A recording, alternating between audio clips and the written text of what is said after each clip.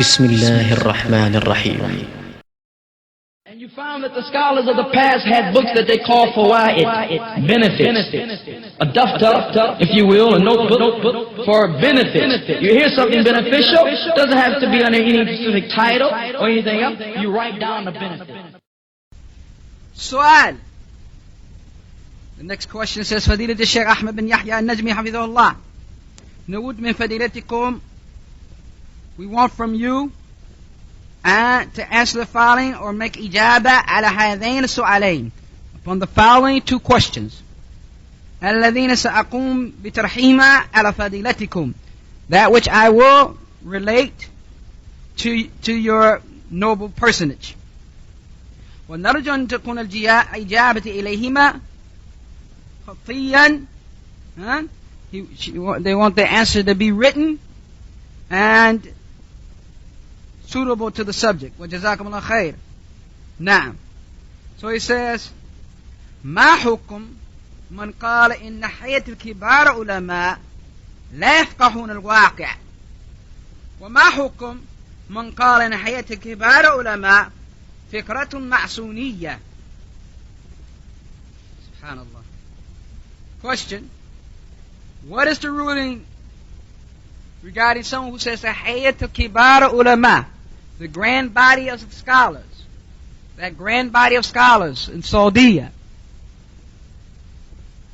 لا يفقهون الواقع, they don't understand the current affairs. They don't understand the current affairs. It gets worse. وما حكم, what is the ruling? من قال, regarding the one who says in حياة الكبار علماء, that the grand body of scholars, فكرة ماسونية, is a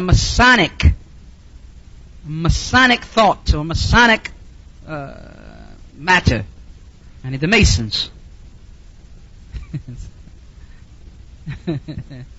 Yeah, it's unfortunate, huh? And we have to share the earth with these type of people. قدر الله وما شاء فعل. May Allah give them what they deserve. الجواب. Answer, the Sheikh says, أولا, first of all, أقول هذه ما هذه إلا فرية, يعني كذب. This is nothing but a lie. على حياة كبار علماء, upon the grand body of scholars. يقصد بها الطعن. What is intended behind it is to find fault.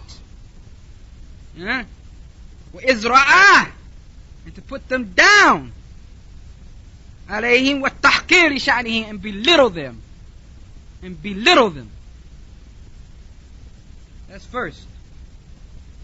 ثانيا, السلام. Secondly, يدل هذا القول على ضغينة في القلب. This type of statement like this is evidence of the hatred that's in the heart. في قلب هذا القلب, the hatred in the heart of the person who said this.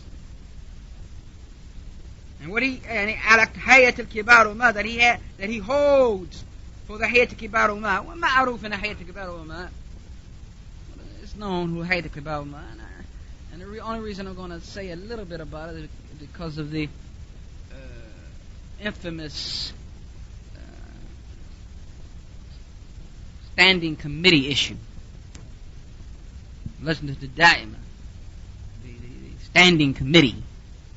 If that fitna had not taken place, I would not be referring to, trying to express to anybody who Hiyat alKibar ulama is, for they are well known. It is a body of scholars that may number into the hundreds, if I'm not mistaken, and has the likes of Sheikh Saleh, first of all Abdul Aziz Al Sheikh, and Sheikh Saleh Fawzan, and many, many others, and they take the issues that are going on within the Muslim world and outside of the Muslim world that affects the Muslims, and they give legislative rulings on it. And they are a major body. And this is why they call it Hiyat alKibar ulama. They're a major body. Not to be confused with the standing committee or the permanent, that which shook everybody up when they heard that term. The permanent committee. Not to be confused with them. Permanent committee only consists of 4, if not 5, 4 individuals. And those basically is Abdul Aziz al-Sheikh, Sheikh Saleh Fawzan, I believe Abdul Ghuniyan, and Bakr Abu Zayd. There's one other I'm missing. I don't believe so, but if that's the case. They're only 4 or 5 individuals. Hiyat alKibar is very, very large. It has many scholars. Many scholars. And perhaps the term permanent was the issue. I mean, how was this supposed to be understood? Actually, it's called Lajnat al-Da'im. Da'im is something continuous. Right? So that means that it's a continuous body, not so much a permanent body. Nevertheless, this grand body of scholars, ma'aruf as a masdar, as a source, shar'i, or li ahkam shar'i, for legislative rulings. And the requests and the as'ila, the questions, come from around the world. They have been taken and studied, and then a ruling is given. Right? And these rulings that have been done, because this has been done many, many years. Actually, maybe one day we could study the fact that when it started, when it began, who are some of the members of it, what are their lives, who are they, those who are living, those who are dead, like this, so that a person has a good and a picture,